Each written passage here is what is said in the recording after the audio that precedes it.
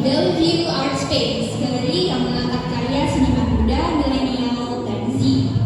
Perkenalkan, nama saya Citara, dan di sini saya akan menjadi moderator untuk bincang-bincang kecil bersama Kak Fahmi.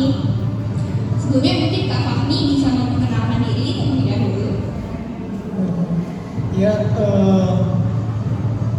perkenalkan, nama saya Saiful Fahmi Alhamdi, biasa dipanggil Fahmi. Saya sempat berkuliah di ISI Yogyakarta di tahun 2013 bersama Mbak Iki dan Mbak Ayu yang hari ini nggak hadir.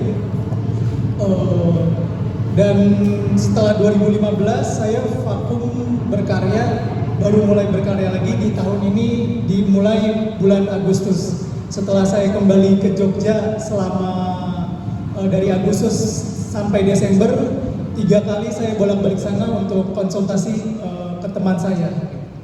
Oke, baik.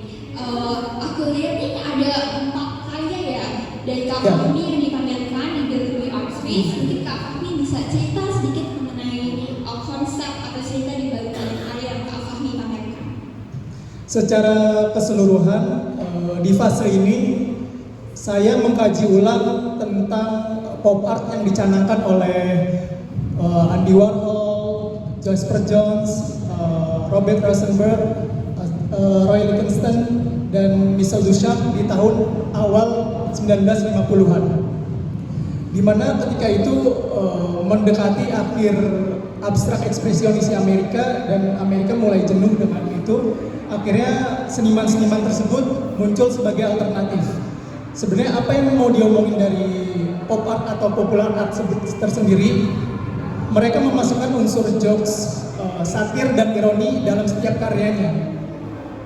Saya juga mengkaji ulang apa yang dicanangkan oleh Jasper Johns, yaitu ketika dia membuat bendera Amerika dan ditumpuk menjadi 3, sehingga karya pop itu tidak hanya dari warnanya yang mencolok, tetapi juga bisa dari dimensi.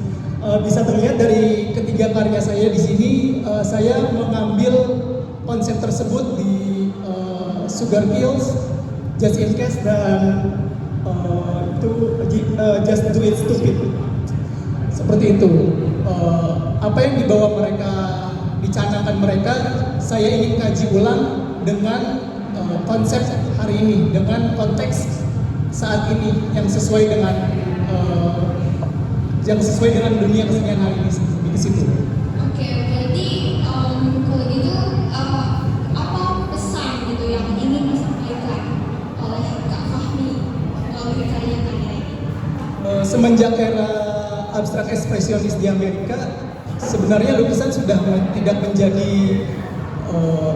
cerita yang khusus dari seorang seniman tersebut, tapi bisa lebih menjadi gambaran dari gerakan yang ada.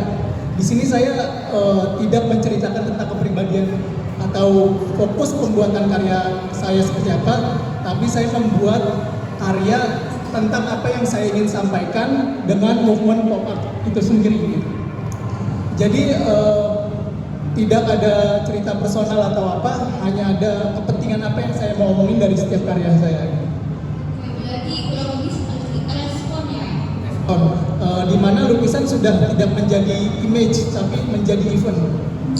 Iya, jadi event pada hari itu. Oke, terima kasih Kak Fahmi atas jawabannya.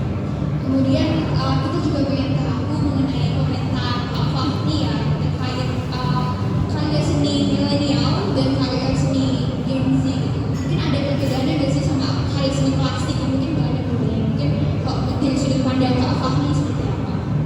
Sebenarnya kalau pada waktu saya kuliah di ISI aja, kita untuk mencari referensi dan tutorial itu masih susah gitu. Dimana kuota waktu itu masih mahal untuk nonton YouTube, dan membaca di online itu masih sedikit literasinya. Menurut saya dengan kemudahan sekarang yang ada, yang dirasakan oleh milenial dan Gen Z, itu harusnya bisa membuat mereka lebih terbuka lagi. Karena semenjak pandemi kemarin, dunia seni rupa itu sudah tidak ada border antara Indonesia dengan luar negeri, Eropa, Amerika. Jadi seharusnya bisa lebih mudah untuk berkarya, mencari referensi ataupun menjual karyanya, lebih ke sana. Gitu. Oke, Oke, baik. Oke, mungkin Kak Fahmi boleh menceritakan satu persatu karyanya Kak Fahmi dipamerkan. Saya mau mencoba menjelaskan dari awal saya berkarya. Saya membuat yang Sugar Girls tersebut. Itu saya membuat ketika saya mengkaji tentang Andy Warhol yang membuat Campbell Soup, di mana Campbell Soup itu sudah menjadi ikon Amerika sekarang, ibaratnya seperti Mona Lisa-nya Amerika. Di situ saya mengkaji ulang bahwa benda-benda yang ada sekarang juga bisa menjadi karya. Akhirnya saya ingin masukkan itu menjadi sebuah lukisan dengan pesan bahwa sekarang informasi sudah misleading gitu, udah tidak terlalu ada yang terlalu menjorokkan sesuatu, ada yang ditutup-tutupi gitu untuk karya saya gitu. Dari segi kekaryaan saya balik lagi ke tadi ke Jasper Johns dan Andy Warhol, ibaratnya saya gabungkan seperti itu. Untuk karya yang Just in Case, saya nonton film Peaky Blinders karena di pop art juga menjadi bagian dari konsumsi, menjadi bagian yang kita konsumsi adalah film sekarang. Film ketika saya nonton Peaky Blinders, kalau ketika Warhol dia menonton Marilyn Monroe atau Elvis, tapi saya menonton Peaky Blinders, akhirnya saya membuat karya itu menjadi seperti ini gitu. Untuk yang sepatu, sebenarnya Andy Warhol juga pada waktu itu dia menjadi ilustrator di perusahaan sepatu. Saya menarik itu mengkaji ulang bahwa sepatu pada zaman sekarang sudah bukan hanya menjadi sepatu gitu, tapi bisa menjadi barang koleksi. Ya akhirnya saya buatlah dengan berdasarkan itu saya buat karya tersebut. Kalau yang ini relax ini saya sama melihat ke Warhol ketika membuat Campbell Soup dijajarin satu-satu. Saya ingat juga ceritanya waktu itu ketika dia berpameran Campbell Soup itu nggak ada yang laku karena pada waktu itu masih aneh gitu. Tapi ternyata makin kesini karyanya malah menjadi ikon Amerika gitu. Dan ketika itu Warhol dan Roy Lichtenstein juga melukis Popeye, karakter-karakter kartun pada waktu itu. Popeye salah satunya Donald Duck. Dan saya tidak mengkonsumsi itu, tapi saya mengkonsumsi Baymax. Akhirnya saya buat itu menjadi karya di situ. Oke, mungkin pertanyaan terakhir nih Kak.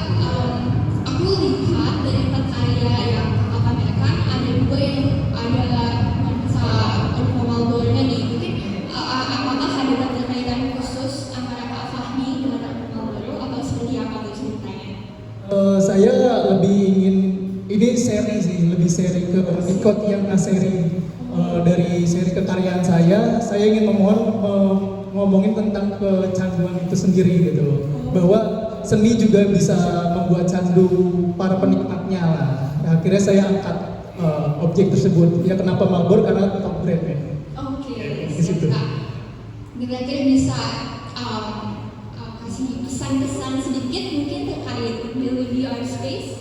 Ya, waktu pembukaan saya juga udah cerita bahwa saya memulai karir kembali di Agustus. Saya bertekad di Desember ingin mau ikut pameran dan akhirnya terjadi. Harapan saya sih Bellevue akan terus ada, karena ketika nanti 10 tahun karir saya akan membuat buku, Bellevue akan tercatat di situ sebagai tempat pertama saya berpameran kembali. Terima kasih banyak Kak Fahmi. Iya, sama-sama.